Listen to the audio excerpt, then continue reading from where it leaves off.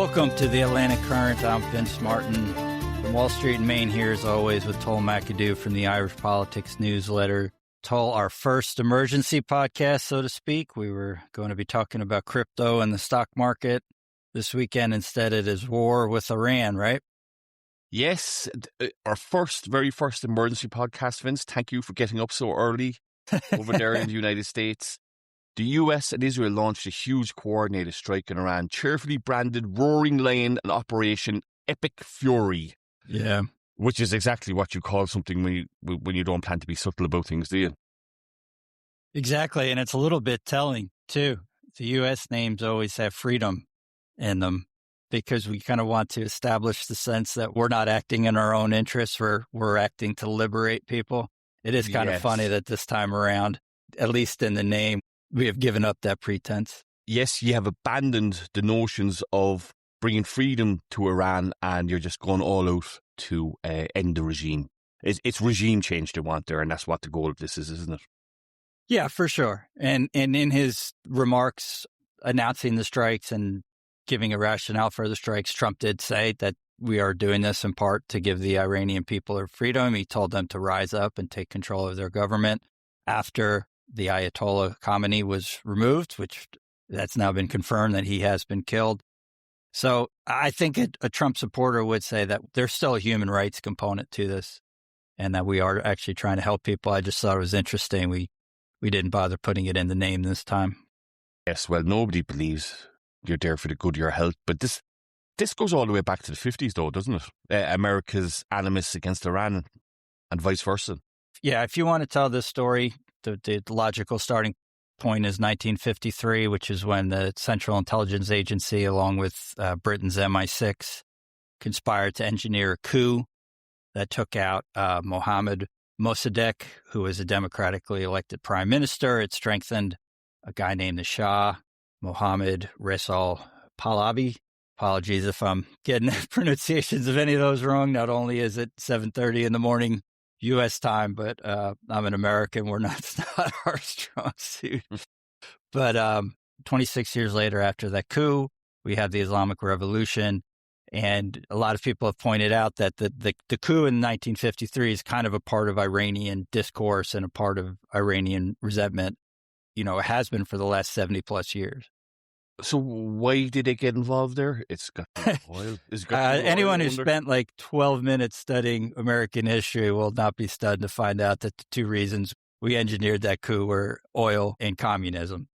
Okay. That prime minister threatened to nationalize the oil industry, which threatened British interests, and they had made some very, very early steps toward communism, which America was not real thrilled about at the time.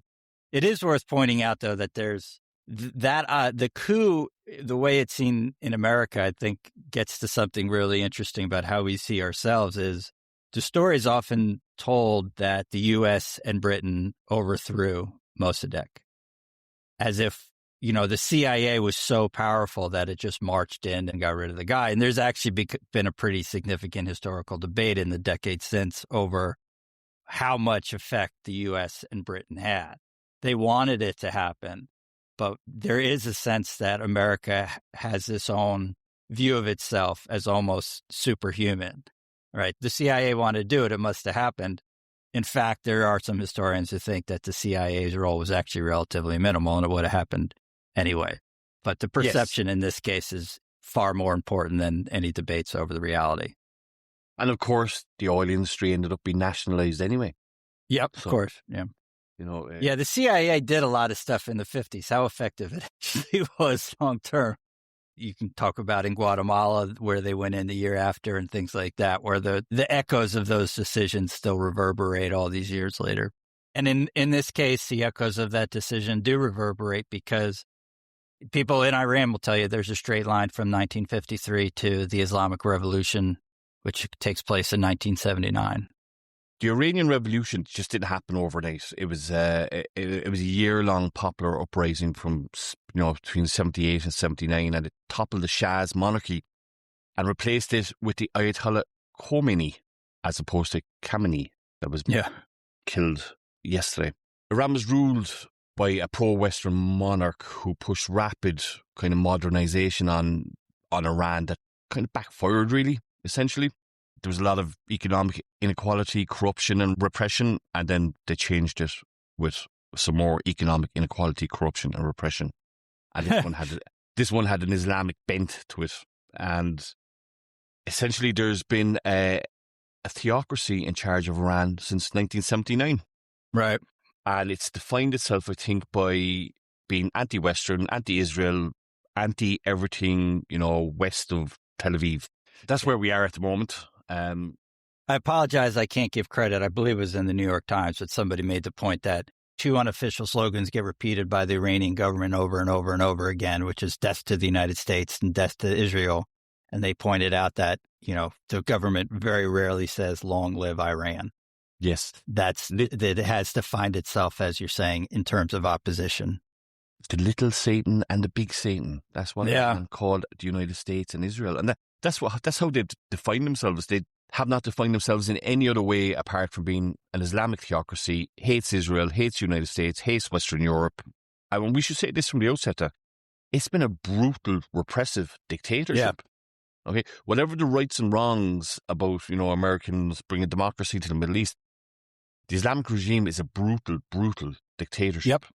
And where we are now is, how is this all going to pan out? Is this another Iraq? Is this another Afghanistan that's going to happen? That's obviously the core question, right? And I do think that's an important point to make, because there are people who are going to be against the American and Israeli invasions on principle. It's not an argument I would dismiss, but net, the fact that Khamenei is dead, I think, is a good thing for the world. Like you said, they've been brutal, been repressive. The protests that they put down earlier this year, I think the estimates are about 7,000 to 30,000 Iranians killed. So, yeah, you're right. That's an important point. This has been a brutal regime. I mean, the concern in America, and I'm sure for Europe, is, right, is this going to be another Iraq? That's the question that everybody asks. I think that's particularly why even many of Trump's supporters did not want him to do this, is the risk of it being another Iraq. And I do think, actually, that itself might be a point why it won't be another Iraq. We're just not ready for that. America's not ready for that at all. But didn't Trump campaign on ending America's never-ending wars, essentially? Yeah. That was a central plank of his candidacy, wasn't it? Yeah, we've talked about that here before. People over the last week have pointed out, like, old tweets from Stephen Miller saying, Kamala is the pro-war candidate. You vote for Trump if you're against war. J.D. Vance 2023 wrote an op-ed in favor of Trump's anti-war policy. And I read those tweets out actually last week. Yeah, you did. Night, yeah. About how Trump was claiming that, Hillary Clinton or Obama, everybody else is going to distract you from making war with Iran. And you talked to that idea that Trump said that, Obama was going to have to attack Iran first because of his failing poll numbers and because he wasn't as skilled a negotiator as the reality television star in the gilded apartment in Manhattan. Yeah, and I mean, all those criticisms are fair. I think that the response that you are getting a little bit from Trump supporters is that he said no more forever wars in the Middle East. This is not going to be a forever war. Now, Trump's polling numbers are quite low. The New York Times, the Wall Street Journal, not noted conspiracy theory media outlets published a lot of stories about Trump and Epstein. So is this a case of Donald Trump trying to distract people from the Epstein files, or am I just reading too much into that? This is the debate we keep coming back to, you and I, right? Incompetence versus malice, basically. I honestly don't think that, for a couple of reasons. Number one, the Epstein file story is fading here. Talked about how in Europe it had a big impact, most notably in the United Kingdom. I think here it's fading away. It really is. Even that crazy story with the Palm Beach police chief, which we discussed, which seemed like a threat, just has faded out of the cycle. So I don't think that's the case. We also have reporting that part of the reason they went this weekend is the CIA evidently had pretty good information on Khamenei's movements, and they figured out that there was going to be a meeting with a lot of Iranian leaders, and they knew where it was going to be. And so I think they really felt like they had an opportunity. It does seem like it was actually the Israeli Air Force that executed that strike. I have a feeling Trump is maybe going to elide that fact a little bit, but Yeah, to me, the timing is they had an opportunity to try and decapitate the regime, and they took it. The reports are coming in now. They've hit hundreds of military targets across Iran, including, air defenses, missile launchers, Revolutionary Guard facilities, and I believe it's the biggest Israeli air sortie on record. How about that? Yeah. Trump took to Truth Social to announce that Iran, and excuse the pun here, had blown every chance to drop its nuclear ambitions. The Iranian regime has been hitting back saying, negotiations were going great. Why did you attack us? So, as to your point there, they had good information about where the leadership of the Iranian regime were, and they took them out. Yeah, that's going to be a heavily debated point. The Iranian response there, that negotiations were going well, they were being mediated by the foreign minister of Oman, and he actually went on American television on Friday and said, everything's going great. I think the money quote was like, we believe a peace deal is within reach. And it was less than 24 hours after the guys on CBS, a major American television network, saying that the bombs are dropping and Khamenei's dead. So there's going to be some debate over whether this was necessary, whether a deal was possible. Again, why did Trump go now? Gulf monarchies they never like to pick a side in public until they see who's winning. Yeah. Yeah. That's how they operate in the Middle East. Let's see who's winning and it's rowing behind them. And they all have a lot of egg on their face at the moment because they all came out very public, said that negotiations are going well. Iran's going to give up its uranium and what's left of its nuclear facilities. And this didn't happen overnight. This must have been planning for months. Certainly, which would seem to indicate the United States went into negotiations in bad faith. I think you can draw that conclusion. You talked before about the fact that this, just getting all these assets into place, in history, no country has ever moved this many assets, this much air power, and not used them.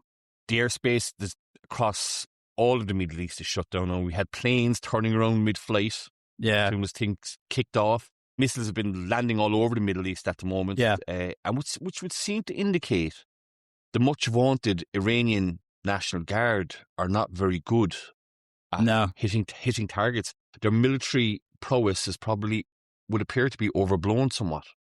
Quite a bit, I think. This looks like a completely and totally unfair fight from the outside. I mean, they're just sort of firing missiles randomly.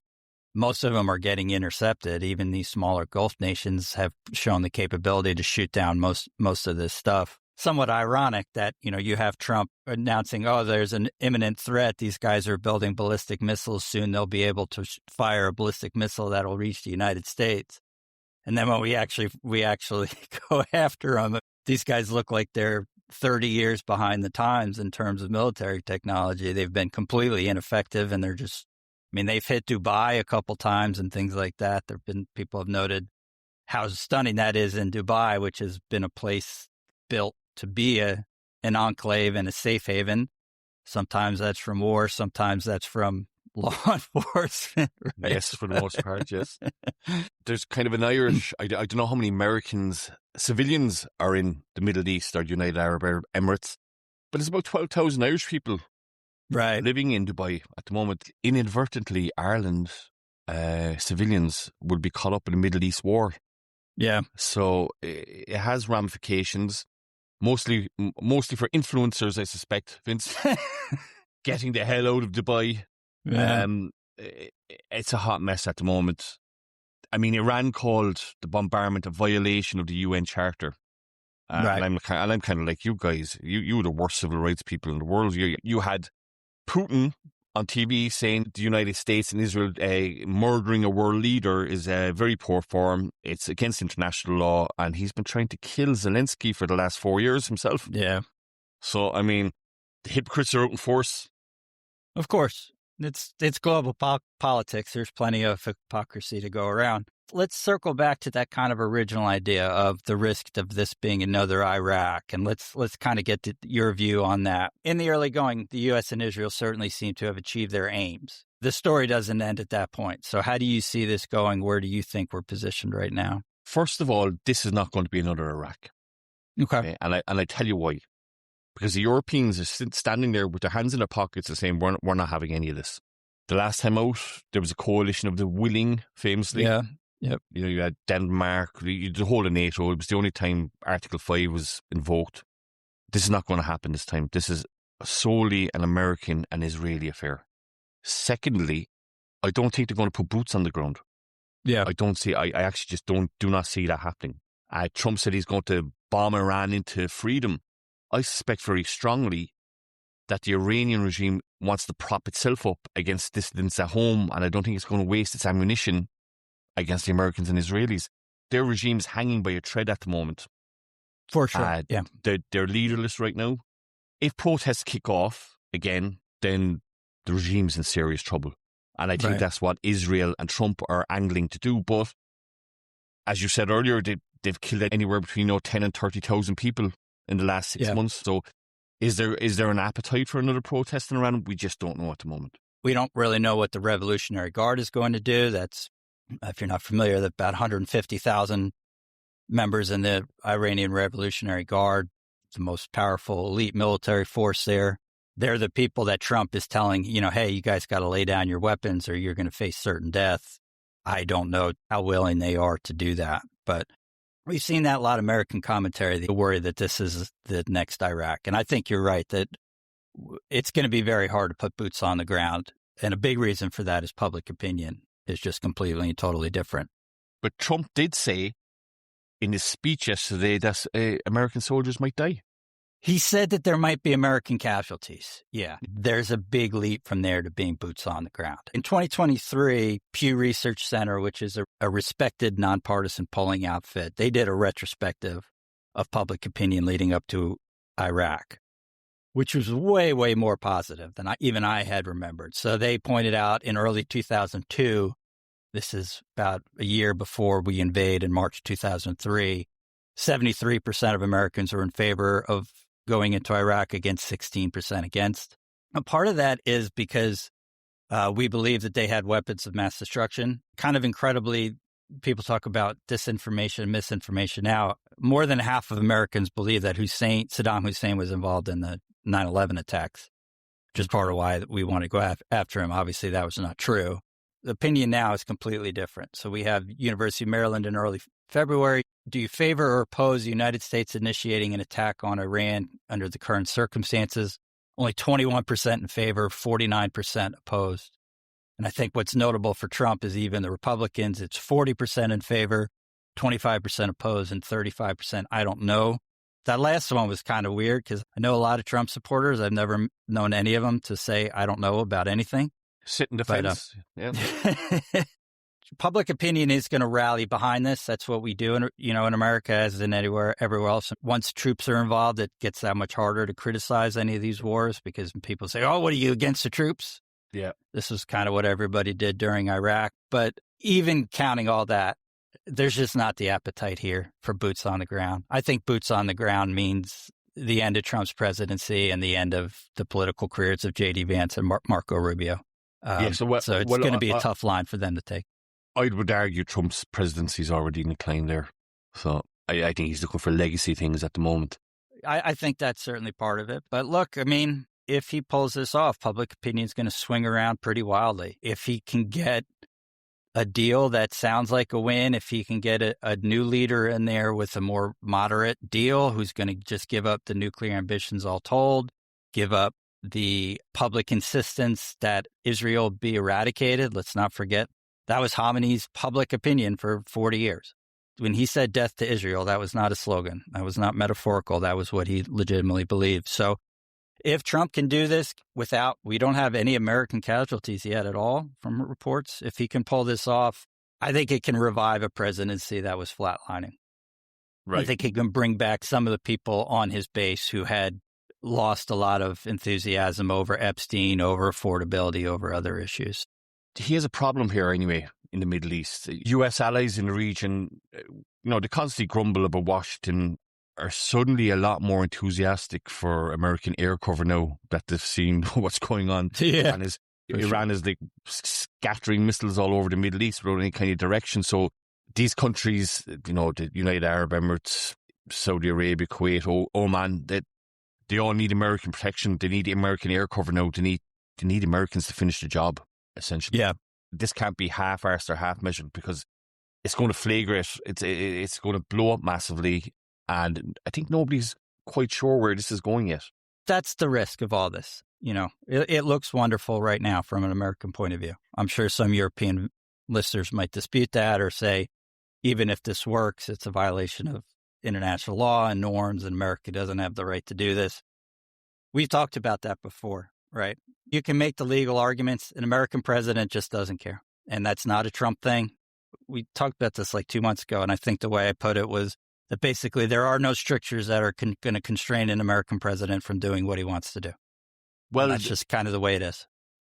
In the past, the United States gave the veneer of caring about international law. Yeah. Now we're in that, multipolar, unipolar, whatever, polar, bipolar world that's in at the moment. And the era of international norms is over. The United Nations doesn't work anymore. It's not fit for purpose. We've never had so many conflicts going on globally at the same time since World War II. Superpowers are going to do their own thing. Russia, the United States. Will China go after Taiwan? And it'll have wider diplomatic repercussions for the simple reason is that, if the United States can do what they want, everybody else is going to try and do what they want anyway. Again, to go back to the Iraq comparison, U.S. spent months and months trying to marshal opinion in favor of an invasion of Iraq, went to the UN, as he said. Now, he also might have said some things that turned out to be maybe not entirely true about weapons of mass destruction as part of that effort. So, as always, when we look back, let's try not to believe that they were some golden age of international peace, cooperation, and honesty. But even Trump's video explanation for the strikes, it's structured in a way that is supposed to give some justification. He notably uses the term imminent threat. But to your point, it's a little half-hearted. And we also need to discuss the fact that he had on a baseball hat on that video. I saw that. Holy shit, dude. And let's just make the point that there were multiple Republicans who came out in 2014 because Obama gave a press conference over our involvement in Syria. And they said that it was an insult that he wore a tan suit. That's right. This was on Fox News repeatedly, like 6 times that day. Oh my God, Obama, who's going to take Obama seriously? He's talking about military force in a tan suit. I mean, you're announcing war wearing a baseball cap. Dude, I mean. Yeah. And on Truth Social he took to, it wasn't announced over the normal channels, media channels. Right. It was on Truth Social and apparently they're running the war from Mar-a-Lago. Yeah, he didn't even come back. Yeah, there's stories like I think he had like a gala last night and stuff too. I was out for Friday night, Vince, and I wore a tan suit also. I felt like Obama. But apart from that, so let me get this straight. He was able to bomb Iran to freedom, as he likes to call it. Does he not have to get permission for that in the United States? I mean, this is a legal debate that's kind of roared on for quite a while. We talked in that military episode we did last weekend, actually, which wound up being a pretty good preview of this in terms of American attitudes, particular. That debate over the executive versus Congress has been going on since Vietnam.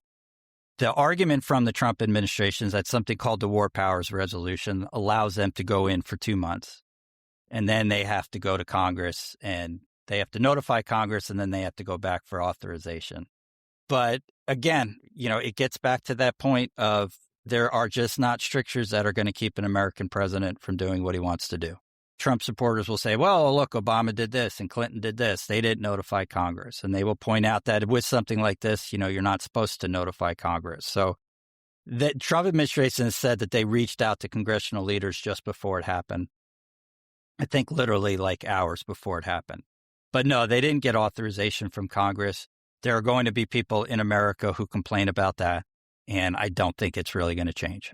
The American presidency has established that it has the ability to do this. And it's really hard to see how that changes. Okay. Can he retrospectively go to Congress tomorrow, Monday? And go, yeah.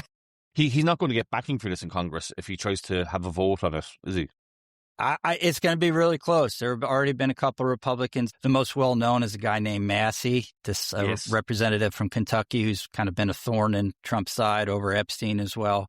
He's already come out against it. Rand Paul, a Republican senator who has long been a libertarian and a constitutionalist, although I think that label sort of applies when he wants it to and not all the time. He's come out against it. So if he did go to Congress, it would be close. And I think all of that just gets to the idea that for Trump, this has to be quick and it has to be a win. If they hold the line, if they get something, a result that they want relatively quickly, public opinion's going to be behind him, and Congress is not going to want to go out on a limb and look like they're fighting back against a successful operation. Where this just gets so risky, man, is if things start going wrong. If we don't get quite the result that we want, if Trump decides that whoever the successor isn't moderate enough, won't make the deal he wants, et cetera, because I don't think they have a lot of time. They don't. And Iran, as I said earlier, is a country with 90 million people. It's a vast country. It's 5,000 years old. It has a lot of history. I don't think it's going to be as easy, maybe, as Trump would be hoping it is. In the famous Donald Rumsfeld quote, unknowns, knowns, unknowns, knowns. Unknown unknowns, yeah. Yes. Yeah. This has multiple off-ramps and nobody knows where it's going to go. No. I mean, one of the issues is we have these social media videos of people in Tehran cheering on the news that Khamenei's dead, setting off fireworks. We also have pictures and videos of mass mourning, of people, gathered in just huge groups to mourn him. We do have a sense that there's a split here between people who support the Islamic Republic and who despise it. I'm not sure even at our highest levels we have a good sense of what that proportion is. Is that proportion enough? What's that proportion look like in the Republican Guard? And where you do get worried with the Iraq comparison is that let's not forget that the first few days and weeks of our invasion of Iraq look like a massive success.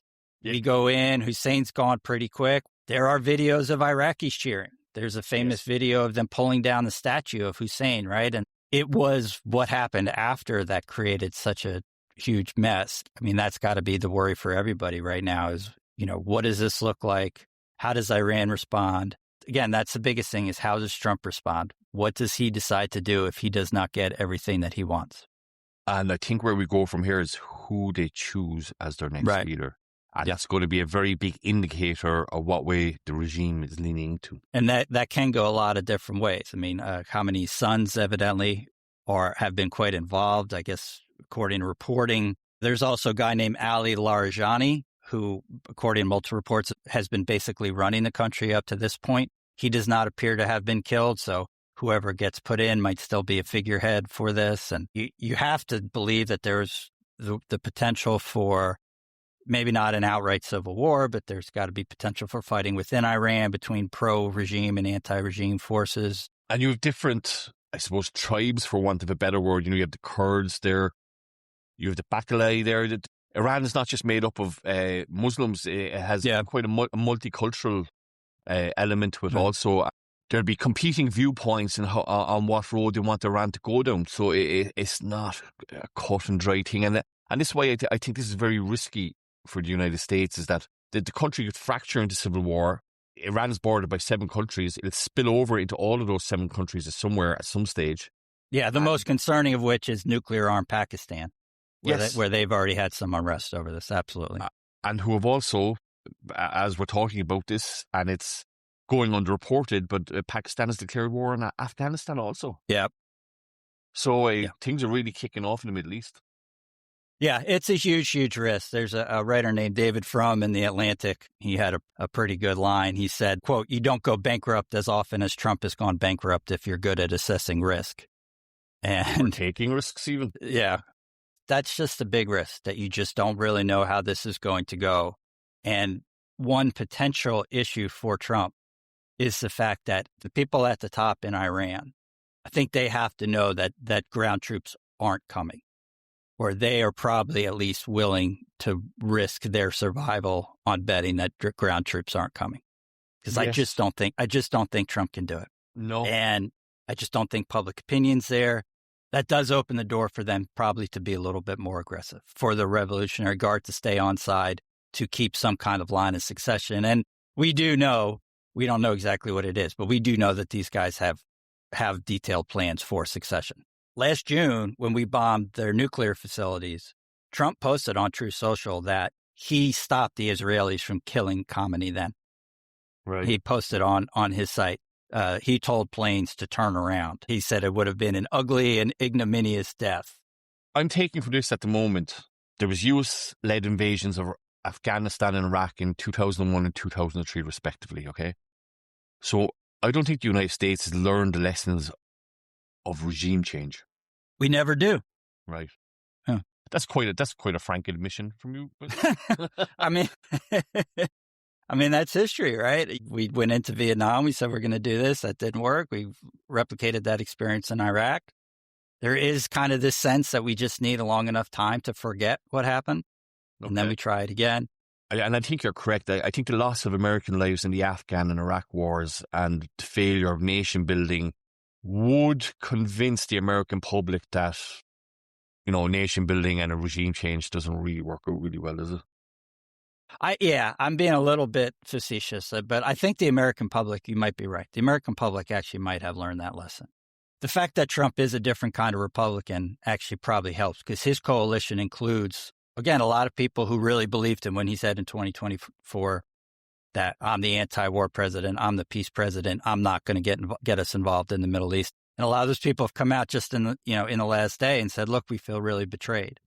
Yeah. And even the first round of bombings caused some issues within his base. I think those issues went away basically just because it was such a success and it was so quick.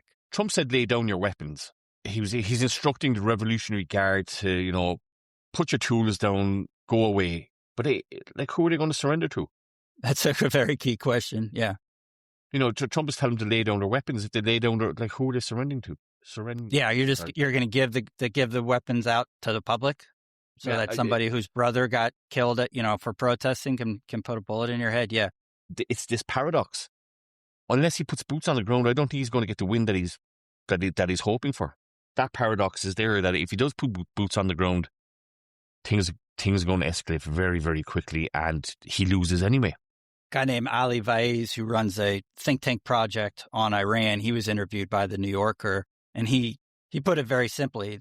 There's no instance in human history of air power driving regime change. Okay. It just doesn't work that way. And I think there's another irony in the sense that looking back, a lot of people in the American military and the American government now believe that one of the biggest mistakes that we made in Iraq was disbanding the Iraqi army. Yes. That we created all these disaffected people without a paycheck, with military and weapons experience. Do you want 150,000 Revolutionary Guard people just sort of out there on their own, some of whom are going to be very angry, some of whom are going to be targets from people who are very angry? Would you prefer them folded into a more, to be brutally realpolitik about it, a more compliant regime? That's probably what you want. But to your point, how are you really forcing these internal moves with purely external air power? That's going to be the core question that needs to be answered here. Ultimately, it's going to need further US intervention if it really does want regime change, Vincent. I don't see how you get away from that, to be perfectly honest. And to your point about air power winning wars, it just, doesn't happen. I think the answer is, right, what's the best case scenario here? What's the Trump win? What does that look like? And I think it's Iran comes out in the next couple of days. They name a new supreme leader, and that supreme leader puts out a statement that reaffirms that Iran does not want a nuclear weapon, which, by the way, Trump keeps saying, he said in State of the Union that they won't, as he put it, they won't say the magic words. They keep saying the magic words. We don't want we don't want a nuclear weapon. But I imagine if they say that in this environment, Trump can then say, hey, look, I made them give up nuclear weapon capabilities, which is important for him. I imagine that they would have to come out and disavow the demand for Israel to be eradicated. Okay. I'm sure there would be some other demands. That's your win. You get a new guy in, you can then say, hey, look, we got rid of a terrible guy. There's going to be less repression. Hopefully he's somebody who moves them to a more moderate path, because this is a waste. I mean, Iran really is a waste, as a lot of people have pointed out. Like you said, 90 million people, all this wonderful history, all this human capital. It really should be contributing to the world in a way that it hasn't. But I imagine from the U.S. and Israeli standpoint, The brutal cold calculation is just, if you get someone new in there who will publicly give us what we want, you can call that a win and you can move on. I do want to ask, because we've kind of focused on this as a bilateral thing, what is the opinion in Europe? What is the sense in Europe? The UK evidently is flying jets as part of this, but there's not NATO or EU support. In a protection role, the United Kingdom is not taking part in the bombings, but they're circling the Middle East in terms of trying to protect the Gulf states. In Europe, we have our hands in our pockets and we're like, we just don't want, we're not involved here. We don't want any of this. We have no interest whatsoever of getting involved in another regime change or attempted regime change. Politicians are acknowledging that Iran is a really, really bad petro dictatorship. Even by the standards of other Gulf dictatorships, they're really bad guys and the bar is low. This is a put your hands in your pocket, have a chat in Strasbourg or Brussels and just, see what they're up to. But Europe's not having none of this. So, Vince, as we try and wrap up our very first emergency podcast, do you see how this is going to pan out? Do you have a prediction? Do you want to make a prediction and bet on it on Polymarket or the like? Polymarket, yeah. Do you want to make a prediction for me? I kind of don't. I don't want to go out on that limb. I'll tell you what I predict. I'm going to go out and say, from this point, oddly enough, I think the U.S. and Israel are basically going to take what they can get. Okay. And I think they are going to be able to get enough to present this as complete and total victory to their people, for both Netanyahu, although I admit to not being an expert at all in Israeli politics, but particularly for Trump. The one thing that we have seen here is Iran's military capabilities, again, somewhat ironically, are, I think, a lot less than people thought, than I think even some experts thought. They are just look completely and totally inept. Their vast missile reserves don't seem to be so vast. No, and I mean, they seem to be pretty easy to intercept. They've had some success with drones and things like that. I don't want to minimize the fact that we do have casualties, and I don't want to minimize the fact that there are casualties in Iran. We do have reports that seem pretty serious that a school was hit. Yes. Now, I know there's debate over who hit it, whether that was a misfire from Iran or a misfire from the U.S. and Israel, but Iran's negotiating position historically has just been run out the clock. They kind of keep dancing with people, keep dancing with Western negotiators and never get anywhere. I think they are so weak here that they are going to have to make a concession, even if that's, again, hitting kind of the red lines for the U.S. and Israel. I think that's how this goes.